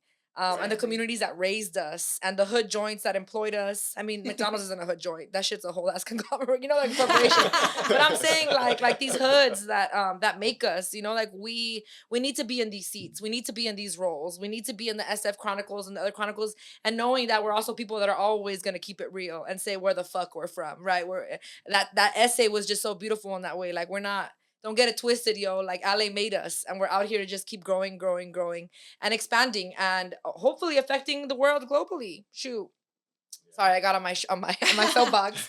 It's all good, but that's a wrap for our news. That's everything. Wanted to end with shout out to Caesar, shout out to the taco, shout out to us. Yes, making big headlines for ourselves as well. Definitely. I want to do one more shout out to Alex, our founder. Yes. Because honestly, Caesar succeeding, Galindo succeeding, all of us here, like none of this could be possible to our founder, Alex, who likes to stay behind the curtain because he's shy. But he's really given us a platform, really doesn't micromanage and just lets our creativity flourish. So shout out to him for putting all this together. For starting this, right? Yeah. For beginning this story Keeping years. It going for 15 years. Right. Exactly. Yeah, so beautiful. That's a different guess for a different. And the next segment we have is Memo's Mordidas, and Memo has a lot of them. When I talked about there being a taco truck on every street corner, I don't know if this is real or not. Allegedly, I think this fool has tried at least 99.9% of them. Because every week, I'm like, how can I keep up? I need to hit the gym and then go get the tacos because I'm trying to make sure I stay alive for my grandchildren. But yes, so for Memo's Mordidas, this exciting segment is literally going to be us jumping into what Memo has tried this week. And he tries the best things all the time. And sometimes some funky themes. I know a couple of months ago, there was a beer that tasted like weenies. So we want to know about all of it, and we want y'all to know about all of it so that we know what the fuck is going on in Los Angeles and what the fuck you got to be eating, because Memo knows. So Memo, let's jump into it. Yeah, so Memo's Mordidas. This is a quick little segment. Talk about food, because of course LA Taco, we talk about food here all the time. So yesterday I'm down in Fullerton, right? And I see this spot. I'm driving down Orange Thorpe, and I see a van that says Paco's Tacos, right? And above it, it's got a flaming trompo, and they have some U-Haul trucks, and there's a liquor store. And in the back corner, I just see like a tarp and a hand-painted tacos, and it says Paco's Tacos. And then I see like red marker, like DoorDash, right? And I'm like, and I'm hungry, right? I had just had a meeting down there. I was down there for a meeting, and I posted pictures about it on Twitter. And why did that shit kind of garner a lot of attention on Twitter? I don't know if it blow up, but yeah. It blew up. And I was like, oh, okay, people kind of like it. Because this is what I do on a daily basis, right? I'm driving around LA. I'm going to order spots. And I'm always kind of like, all right. Like, you ever seen that meme of Pennywise, the clown from It? And he's in the sewer and he's like, there's tacos down here. And then somebody just goes down there. Somebody legit sent me that yesterday, like, fool, this is you. And I'm like, yeah, pretty much. If I see tacos, I'm gonna go try them out. You're like that meme of the person who's behind the wall and doing this. And like what's next? Yeah. I'm that guy. So I stopped by, tweeted it out, and it blew up. And I'm like, okay, now let's take this seriously, right? I was just gonna just try it out. And it's kind of cool. So, and actually that article just got posted up on LA Taco. I wrote about it, so if you guys want to read it, go LA Taco. Oh, you wrote it already? Yeah. Oh shit. Yay. Yeah, I wrote it last night. My boy's efficient. Yeah. When we're in those tacos, right? Before the tacos even digested. You're like, I gotta go back and get my fix. But yeah, it was cool. So you walk in there, and it's a store. It looked like it was like an Indian man owned it, and I was talking to him. His name is Ryan Singh, and he's like, "Yeah, I bought this. It used to be a market, and it had a little kitchen on the side. So he brought in his friends to do the taqueria, and so it's like the register and the little kitchen, right, and then the beer aisle, and you go out to the back to the around the side, and it's like this old gate, man. It's like 3 gates like meshed together, and you go in, and it's like the senadoria type of setup, right? Senadoria, like in Mexico, there's like you go to a mom and pop place, and it's literally like their doors open, and then the tables are out there, and they're serving you out of their kitchen, right? And so I'm like, all right, let's check this out. There was nobody in there. There's like boxes on the side, right? Like there's like an old microwave that wasn't working. There was a Yes. bike being stored there. Oh my god. Right, and like all the tables, there were folding tables, and they had like Halloween, like cheap 99-cent covers on them, right? For like, Stop. like I felt like Keeping I was it walking into spooky. like a quinceañera in the barrio or something, right? Like somebody's baptism birthday. And so the guy comes out and he's got the menu on. There's a door that's open. He's got the menu there, and the guy comes out and he takes my order. And I'm looking at the menu and like, all right, let me try the tacos. But this is a beautiful thing about tacos, and I wrote about this in the piece, is that tacos can be like a gateway to like other foods. Mhm. I've found, right? So usually when you go to a lot of these taquerias, I don't know why they call themselves taquerias, because tacos are really just like the small part of the menu. Right. It's not like the main part of the menu. It's kind of like a side thing. Like if you want some tacos, we got tacos too, but they call themselves taquerias. I don't get that in LA. But I feel anyways. like tacos just catch the eye. Right. Right? Maybe that's what it Like is, just yeah. a bitch, I'm hungry, it's gonna be quick. And then you get there and then you see the whole ass fucking setup and you're like, wait a second, throw una pambazo, a torta, a molita, Exactly. una quesadilla, baby, ya estamos listos. Se armó, se dice, ¿no? Yeah. Well, pambazos, you just mentioned that. Yes. So I saw on the menu, and so one of the things you don't really see commonly in LA are enchiladas at a taco stand. All right, and you don't see pambazos that commonly in LA. And I've had people ask me, "Where do you know where I can get a good pambazo?" I'm like, I know a couple places, but it's not really prevalent. My mom's house, yo. Oh, we're going to her mom's house after this. But it was a nice dude. I tried all the food. The tacos were like this 2-by, classic street tacos. With just your complement of cebolla and cilantro. Real crispy, the asada, real crispy, the al pastor. The lengua was a little dry, but probably because it's a shop and they were probably like been there all day. Yeah. They don't have a lot of clientele. But then I got to the deeper in the menu, and this is how I like to roll. I like to look into the menu and like go deep and see, okay, what's that item there that's not very common? So I noticed that they had pambazos, they had huaraches, they had quesadillas with flor de calabaza Ooh. and huitlacoche, but they were out of huitlacoche. Mm. And they had enchiladas. Right? Did I mention that already? Yeah. Okay. Huaraches. You're getting excited, quesadillas. fool. Your mouth's watering, I know. huh? Kinda I can really- tell. I see my Damn. stomach rumble and Yeah. shit. I didn't eat all day because I was nervous about being on this show. So this is not. I better eat before I do my Mordidas. But anyways, I tried the tacos that were cool.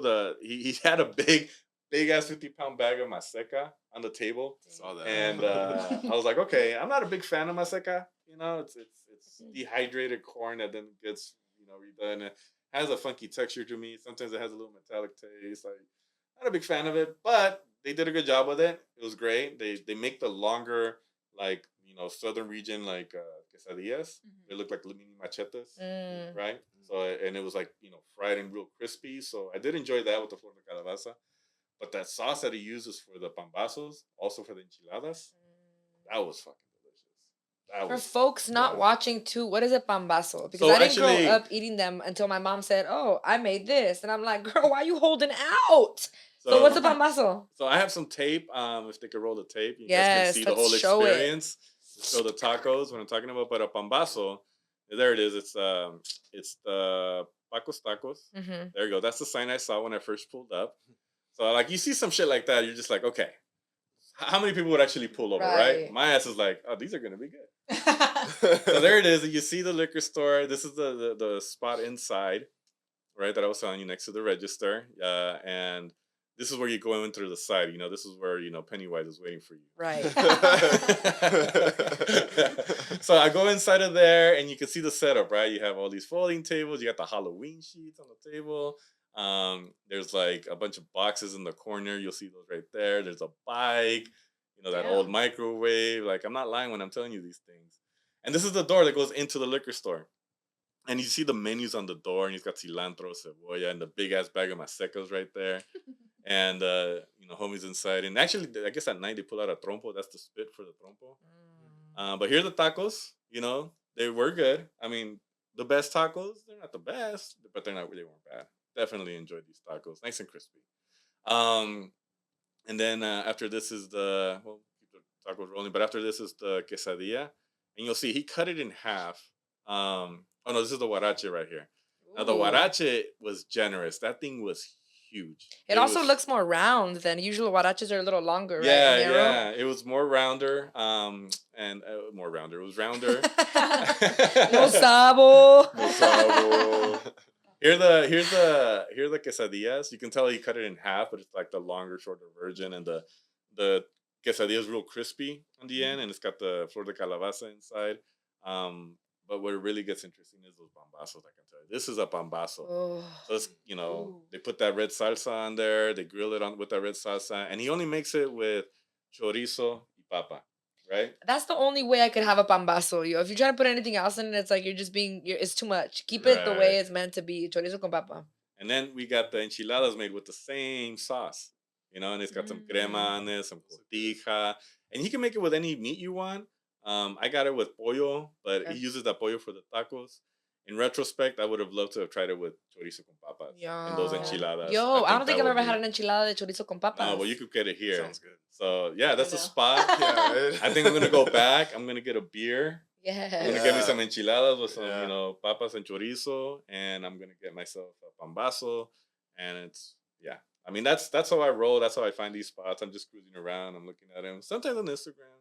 Sometimes I get tips. Yeah. But, yeah, that's I don't know. That's my passion. I live for this shit. Yo, if your mouth isn't watering, if you're watching, you're tripping because I'm over here like what's the address? That pambazo looked fire. So thanks for sharing that gem, Memo. And I can't believe you already wrote about it, fool. You were just there less than 24 hours ago. I'm telling you, something This in fool that stays pambazo. up 3 a.m. with his coffee cup, I'm sure, just cranking out the information about these dope spots. And senaduría spots need to be protected at all costs. Yeah. We used to have one in Islos on Breed Street. If you know, you know. I believe Breed Street is Cesar Chavez. And on Thursday nights or Friday nights, damn, it's been a minute. All the ladies from that block near there or like maybe surrounding would bring their mesas out and sell the pozole, sell the tinga, sell all these things. It was senaduría style. Pop-up style, and then it got shut down. And if now that I think about it, if I was in LA Taco back then, Janet probably would have written about it. But yeah, shout out to those places because that's what the gem is. Like when I see a little janky spot with a curtain and a sign written with like blue pen or like Sharpie that's running out of ink, it's just like it makes me a little more excited for the food because it's gonna be good. Like they don't focus on the frilly shit, like shout out to the people who do, but when they're cooking out there, you don't gotta know about the sign. You just gotta pull up. You got to see the puesto and you got to pull up. So thanks for sharing, Memo. It's my favorite thing of LA. So if you guys want to know where it's at, lataco.com. You think Black people season their food? Like, get yourself a Mexican friend. And honestly, all of my friends say the same thing. They're like, dude, we just want, like, I always have candy at my place. Like, I like to snack on things, like unas papitas, like, tamarindo, whatever. But I have, like, my chile, my chamoy, my tajin, my lemon, my everything for my fruit. My candy, my savory stuff, like, and that's what this guy's talking about. Like, my mouth is watering now too. We season our candy. He was like, you season your beer. We do season our beer. We rim our gotta add a little bit of sazon. We rim our beer. We put chile, like our micheladas. Like that's a whole fucking sopa right there. But we're still chugging them down. But that's our video of the week. Yeah, what a trip too that some people don't use seasoning, right? Like I go to places and I'm like, y'all discovered salt yet or not? And when I do have a conversation with my friends who are Black, we talk about like just seasoning meat, washing the meat, which could be a conversation for another time or even for right now. But yo, not to put my family on blast, but I never knew that meat needed to be washed. I do it now and I've done it for years now, but I learned really late in life. And like, that conversation comes up when we talk about the seasonings that we use. I'm a garlic pepper hoe through and through, lemon pepper. We're talking about meats. I'm not a taquera, right? Which is why I probably don't know about washing the meat, but did y'all know that? It's a big conversation between my friends and I. My grandmother's from Haiti. Yeah. So she grew up I think she said that she used to wash her meat with bleach. Yeah. Oh damn. I haven't heard that one. Yeah. Some folks use vinegar. She's right? just built different. Yeah, but anyway, I mean, you had to. It's yeah. You get very sick. So yeah, I was kind of raised washing meat. Yeah. What seasonings did your family use growing up? Heavy on the garlic salt, I would say. Yeah. Salt for sure. I feel like garlic just goes on everything. Like you don't even really taste the garlic, but it just adds that sazon that's needed. Yeah. It's there. Yeah. What about you, Sam? What seasonings did you use growing up? Jesus, salt, pepper, chile. Like for us, it was always like what salsa are we accompanying it with? Like, if we're gonna keep the meat, like, you know, like in the adobo, like we're keeping everything else simple. But for us, we're bien chileros. Like, I want to know that my head's gonna start sweating and it's spicy. So we go heavy on the chile. Like, if we're marinating, like there's gonna be chile, there's gonna be puya in there, there's gonna be chile de árbol. Like Everything. if you don't sweat, you didn't season it. Yeah. That's it. That's how I know I'm getting older because I'm starting to, like, my hair's starting to thin out. So before, when I had a bunch of chile, you know, like your head gets a little sweaty. Yeah, it does. Now it just runs down my side of my The head. I'm like, disrespect. God damn it, I'm getting old. Yo, and low key same, because a bitch got her gallbladder out last year. I'm listening to y'all talk about chile, and that shit's violent and disrespectful to my body now. So I feel you on the getting a little older part. I used to be able to take it back. All the hot Cheetos and the Takis, everything that burned the stomach lining, we're here for it. But yeah, shout out to Seasonings. And I just love hearing about what people do because folks have different styles and all of that. So now we're nearing the end, y'all. If you have stuck with us throughout, we're so excited. This is the inaugural LA Taco Live with Laura and the LA Taco team episode. And we've just had a lot of fun. But before we close out, we are always going to want questions from you, the viewers, about anything. Keep respectful or else we'll talk shit back. And by we, I mean me. I don't know if you but yeah, we want to hear what you all want to know about our guests, about the topics, about the seasonings. We want to react. We want to chat and engage with you all too. So make sure you DM us and let us know. But we did get a couple as we were doing the episode. And the first one was very general. So whoever asked it, shout out to you, but also let us know what city if you can. But we're going to go ahead and answer it to the best of our abilities. But someone out there asked, where should I get tacos tonight? Baby, everywhere, right? So we'll go ahead and go down the line and see where folks would be. Like if you were bouncing out the studio today and getting a taco, where would you get it? Whoever wants to answer can start. I always say the best taquero is the closest taquero. Yo. Yeah, I mean, Took the words out of my mouth. yeah. Literally, I'm gonna go hunting around here for see what's around the studio area. Yeah. What's up, Lex? I would skipping over you, Sim.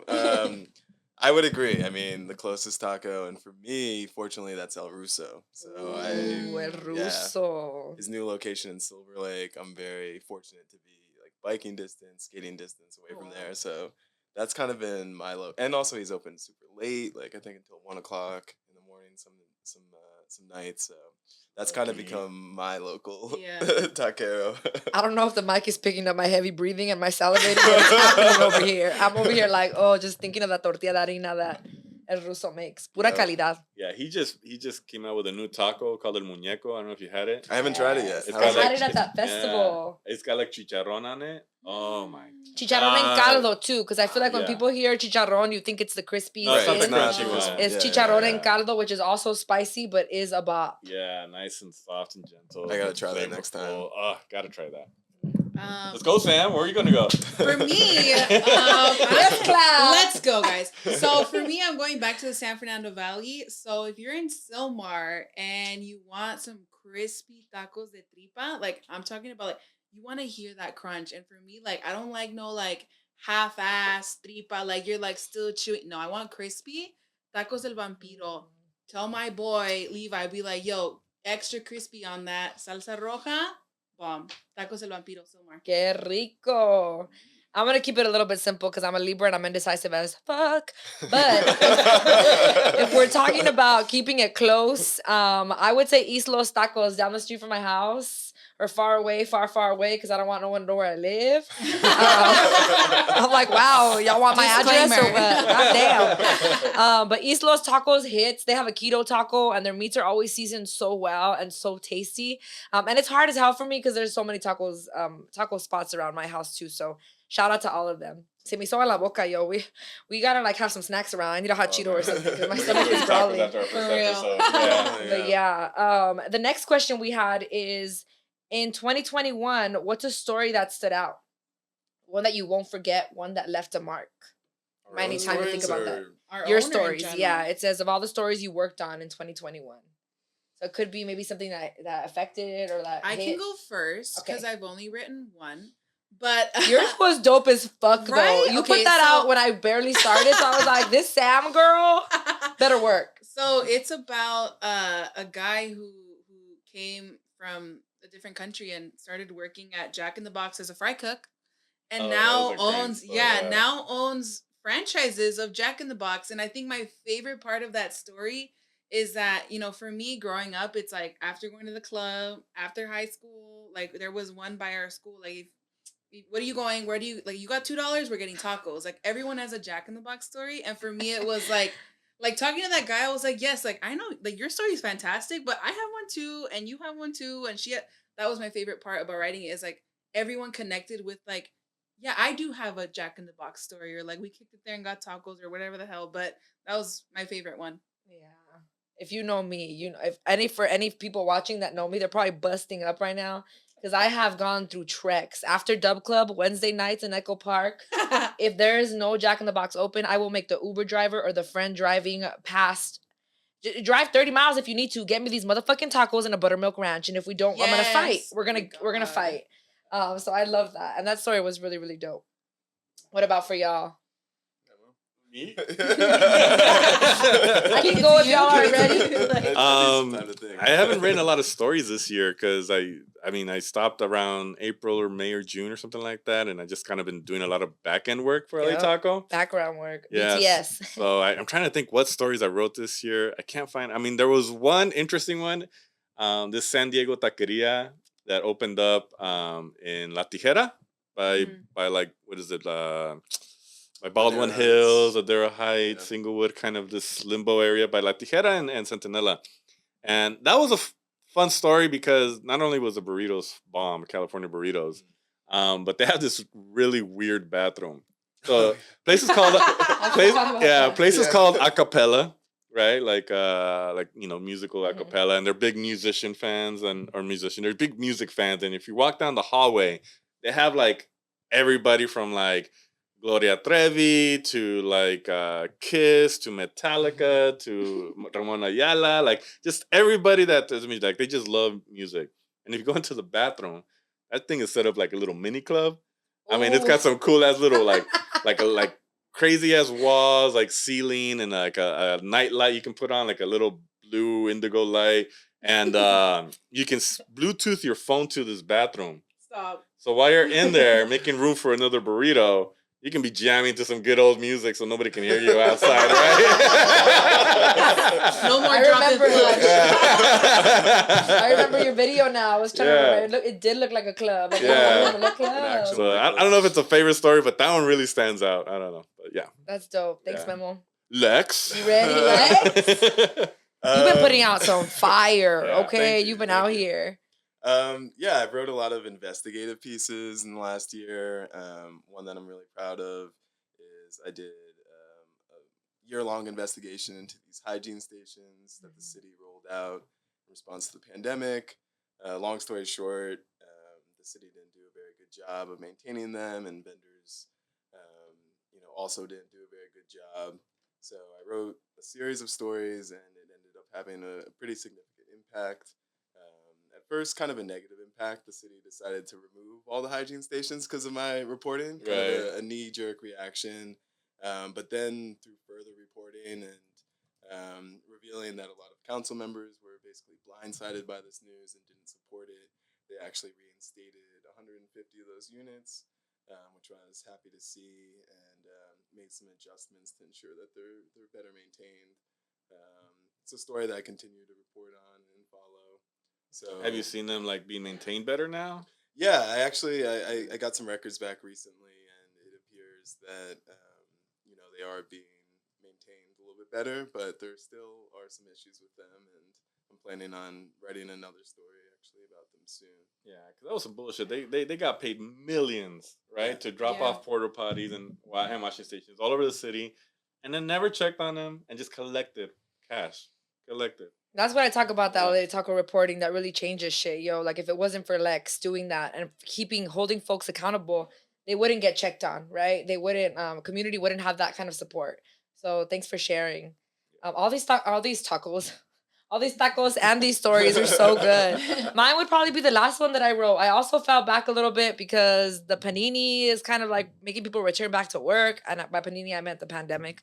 I don't have a recommendation for a I was like, panini. what? I forgot about Yeah, that. so I've been getting back into my full-time job and all that. But the last one that I wrote was about DJ Sizzle and her mom, Coco Loco, and Sazon in Huntington Park. Oh, yeah. That was so beautiful, yo. Like, I've been following DJ Sizzle on Instagram for a minute, been knowing her, met her in 2016. And so I just feel like seeing them and listening to her story. They opened up a restaurant in Huntington Park, listening to their story about being street vendors and transitioning, having this like goal and like want to have a restaurant and opening it, opening it and serving some fire food, representing Guerrero. So that was really beautiful for me. And it was just a vibe in the place too. I haven't been able to attend any of their dope events, but they have performers that go, they have themed nights. I know they had some spooky nights that I was really sad I couldn't make. But Sazon HP, check it out, make reservations. That was my favorite story to tell and to hear for LA Taco. It was gotta beautiful. go check that out. That looked like a lot of fun. Yo, those flautas, those taquitos, I should say, the pozole was fire. The tinga de res, which is how it's made traditionally in Guerrero, they mentioned. Fire, everything. So, yo, we're nearing the end. It is 5:58. We did get one last question before we close out. Maybe we can go through it kind of quickly, and I'll answer first. But Mariah K asked, who is your dream guest on the show? Mariah Corasani, shout out to you. Sorry I didn't say the name of the previous people. But who is your dream guest? For me, it would be Norma Tejeda. If my mom joined me on here, it would have to be in Spanish. But old girl has personality. If you think I bring it, I was born in her household. Her and my dad, Guillermo Tejeda, shout out to them. I am because they are. So I think that if I had my mom and dad or a combination of them, would be ridiculously funny for people. I think they need their own reality TV show, but that's me. Go ahead. Me? Oh, I don't know. I don't really have a dream guest. I'll pass it to you. Okay, get to me. I'd say just bring some of our taco partners on because it's like they have so much charisma and they have these amazing stories. So for me, it would be awesome to just have our partners and people who are supporting us and for us tell their stories as well. Yes. Lex, we got about 30 seconds. Sorry. I'm a big skateboarding fan, so there's a lot of skateboarders I'd like to see on. In terms of like OGs, LA legends, I'd love to have Snoop Dogg on. Snoop Dogg. That would be dope as hell. Thanks so much, Lex. Thank you to everyone watching. I can't even explain the excitement that a lot of us shared together before we came on the show, but we're making this happen weekly. We need your support. Become a member of LA Taco. Tune in at youtube.com/LA Taco. We're going to have our guest give you a little teaser, Jessica Salgado, next week. If you don't know who Jessica Salgado is, Google her. You probably do know, but she is an amazing poet, and we're going to be having her next week along with a lot of other great things, a lot of great segments. We want to bring you the best. We love your feedback. Like, comment, and subscribe. I never thought I'd be saying that, but here we are, and we're so happy. I can't believe this was the first episode. If you tuned in, you're a motherfucking real one. Thanks so much for tuning in to LA Taco Live with Laura.